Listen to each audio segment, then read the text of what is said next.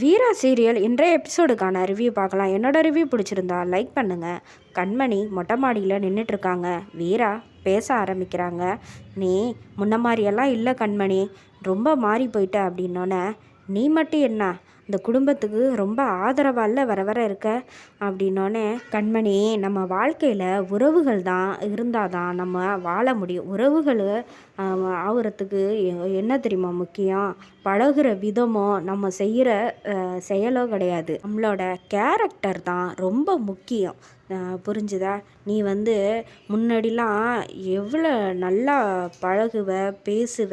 நீயா இப்படி மாறி போயிட்ட? நீ முன்னாடி இருந்த மாரி 1% கூட இப்போ இல்லை. இதெல்லாம் அம்மாவுக்கு தெரிஞ்சால் என்ன ஆகும்னு நினச்சி பார்த்தியா அப்படின்னோடனே, உன்னை அக்கான்னு சொல்லவே எனக்கு வர வர பிடிக்கல அப்படின்னோடனே, கூப்பிடாத, உன்னை யார் கூப்பிட சொன்னா? இங்கே எப்போ பார்த்தாலும் நான் ஏதாவது ஒன்று பண்ணனா அதில் நீ கண்மணி நீ இருக்கிறதுனால தான் நான் சும்மா விடுறேன் அப்படின்னு என்னமோ நீ போடுற பிச்சையில் தான் நான் வாழ்கிற மாதிரி இருக்குது.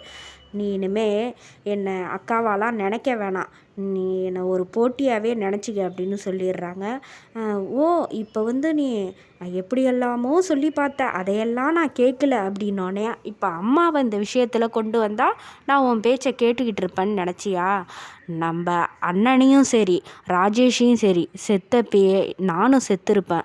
இந்த குடும்பத்தை பழி வாங்கிறதுக்காக மட்டும்தான் வாழ்ந்துக்கிட்டு இருக்கேன், அது தெரியுமா உனக்கு அப்படின்னு சொன்னோன்னே, கண்மணி நம்ம அண்ணன் நம்மளை நல்ல விதமாக தான் வளர்த்துது. அண்ணன் என்ன சொல்லி கொடுத்ததோ அதை நான் இன்னமும் கடைபிடிச்சிக்கிட்டு தான் வரேன்னானே. ஓ, அண்ணன் ஞாபகம்லாம் உனக்கு இருக்கா? அப்படி இருந்தால் நீ ஏன் அந்த குடும்பத்துக்கு சப்போர்ட் பண்ண போகிற அப்படின்னோடனே, நம்ம எப்பயுமே உறவுகளை சம்பாதிக்கணும் கண்மணி அப்படின்னு சொன்னது பிறகு, முன்ன சின்ன வயசில் பேசுகிறதுக்கு நடக்கிறதுக்கு எல்லாமே நான் கற்றுக் கொடுத்தேன் வீரா உனக்கு. நீ சொல்கிறது கரெக்டு தான், ஆனால் இப்போ நீ அந்த மாதிரி இல்லையே, இப்போ ரொம்ப எல்லாம் மாறி போயிட்ட அப்படின்னோடனே, நீ நிறைய எனக்கு சொல்லி கொடுத்துருக்க.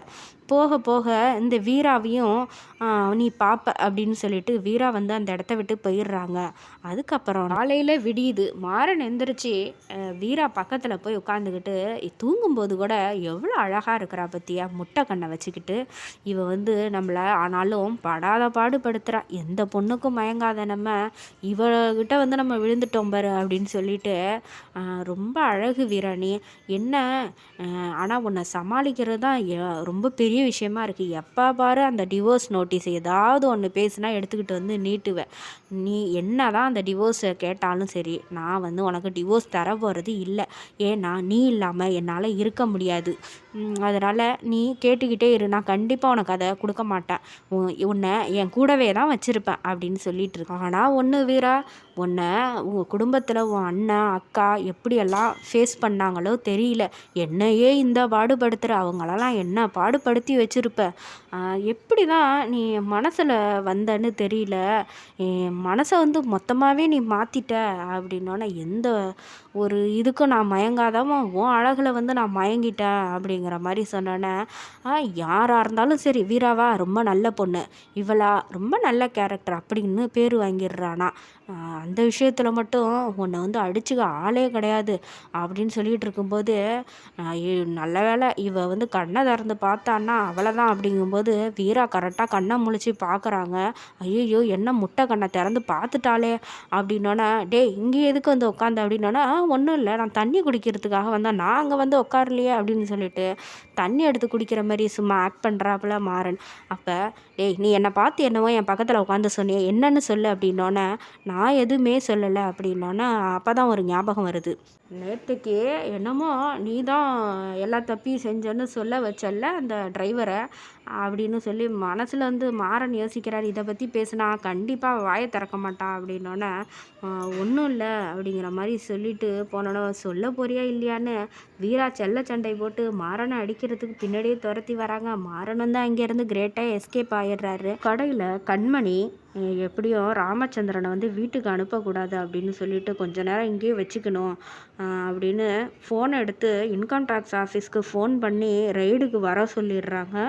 அந்த நேரம் பார்த்து அங்கேயும் போலீஸை அனுப்பி வச்சிடுறாங்க. உள்ளே போனோன்னே, யார் வேணும் அப்படின்னு கார்த்தி கேட்டோன்னே, உங்கள் பேர் என்ன அப்படின்னோன்னா, கார்த்தினோன்னே, மாறன் எங்க அவனை கைது செய்ய வந்திருக்கோம்.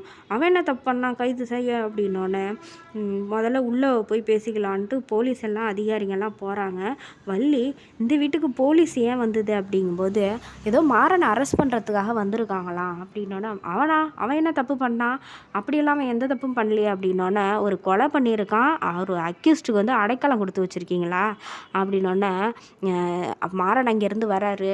முதல்ல இவனை வந்து அரெஸ்ட் பண்ணுங்கன்னோன்னா யார் என் மேலே கம்ப்ளைண்ட் கொடுத்தது யார் கொடுத்தான்னு சொன்னால் தான் நான் வருவேன் அப்படின்னோடனே நீ வரலன்னு வச்சிங்க உன்னை அடித்து இழுத்துட்டு போகிற மாரி வரும் நீயா வந்துட்டா உனக்கு மரியாதை அப்படின்னு போலீஸ் அதிகாரி சொன்னோன்னே அடிப்பீங்களா மேலே கை வச்சு பாருங்க அப்படின்னு கார்த்தி சொன்னோன்னே இங்கே பாரு தம்பிக்கு ஒன்று ஒன்றுன்னா அண்ணன் வந்து உருகிட்டு வரியா இல்லைன்னா நீ வந்து அவனுக்கு பதிலாக ஜெயிலில் இரு அப்படின்னோடனே எதுவும் பேச வேணாம் கார்த்தி அப்படிங்கிற மாதிரி மாறன் சொல்லிட்டு சரி நீங்கள் முதல்ல சட்டையிலேருந்து கையெடுங்க சார் நான் வரேன் அப்படின்னு சொல்லிட்டு மாறன் பின்னாடியே போகிறாரு. வீரா அவன் எந்த தப்பும் பண்ணல நீங்கள் தப்பான மோட்டிவோட யாரோ தப்பான நியூஸை சொல்லியிருக்காங்க அப்படின்னு வீரா சொன்னோன்னே எதாக இருந்தாலும் நீங்கள் ஸ்டேஷனில் வந்து பேசிக்கோங்க நான் யாரோ தான் உங்களை இதை மாதிரி பண்ண வச்சுருக்காங்கன்னு வள்ளி வந்து என் பையனை கூப்பிட்டு போகாதீங்கன்னு அழுவுறாங்க. மாறனை வந்து கூட்டிகிட்டு போய் ஜெயிலில் வந்து அடைச்சி வச்சிடுறாங்க. இந்த பக்கம் ஃபோன் பண்ணுறாங்க அண்ணனுக்கு ஃபோன் பண்ண அப்படின்னோடனே கார்த்தியும் வீராவும் மாற்றி மாற்றி ஃபோன் பண்ணும்போது ராமச்சந்திரன் ஃபோனை எடுக்க வர நேரம் பார்த்து இன்கம் டேக்ஸ் அதிகாரிங்க ரைடு வந்துடுறாங்க. அப்போ ஃபோனெல்லாம் வந்து சீஸ் பண்ணி வாங்கி வைங்க ஷட்டரை க்ளோஸ் பண்ணுங்க கடை என்னோடனே எல்லா ஷட்டரையும் க்ளோஸ் பண்ணோன்னே ராமச்சந்திரன் ஏன் சார் வருஷம் வருஷம் நாங்கள் எல்லாத்தையும் கட்டிடுறோம் எதுக்கு திடீர்னு ரைடுன்னொன்னே எங்களுக்கு ஃபோன் கால் வந்தது எங்கள் கடமையை செய்ய விடுங்கன்ட்டு எல்லா ஃபோனையும் வாங்கி வச்சது பிறகு ஃபோனை வந்து எடுக்கவே இல்லை. அதுக்கப்புறம் கடையிலே போய் பார்க்கலாம். கார்த்தி வள்ளி வீரா 3 பேரும் கடையில் போய் பார்த்தோன்னே கடை ஷட்டர் மூடி இருக்கவங்க என்ன கடை ஷட்டர் மூடி இருக்குது அப்படின்னு கேட்டோன்னே இல்லை இது வந்து உள்ளே ரைடு நடக்குது அதனால தான் மூடி வச்சுருக்கோம் யாரும் வெளியில் வரக்கூடாது வெளியிலேருந்து உள்ளே போகக்கூடாது அப்படின்னோன்னே திரும்ப வீரா ஃபோன் பண்ண சொல்கிறாங்க. வள்ளி ஃபோனை வந்து கண்மணி பண்ணி பார்க்குறாங்க எடுக்கவே இல்லை. கண்மணி ஃபோனையும் வாங்கி அங்கே சீஸ் பண்ணி வச்சிடுறாங்க. இப்போ என்ன பண்ணுறது அப்படின்னோன்னே வாங்க நம்ம லேட் பண்ண வேணாம் போலீஸ் ஸ்டேஷனில் போய் மாறனை போய் நம்மளே பார்க்கலாம் அப்படின்னு சொல்லிட்டு 3 பேரும் கிளம்பி அங்கேருந்து போயிடுறாங்க.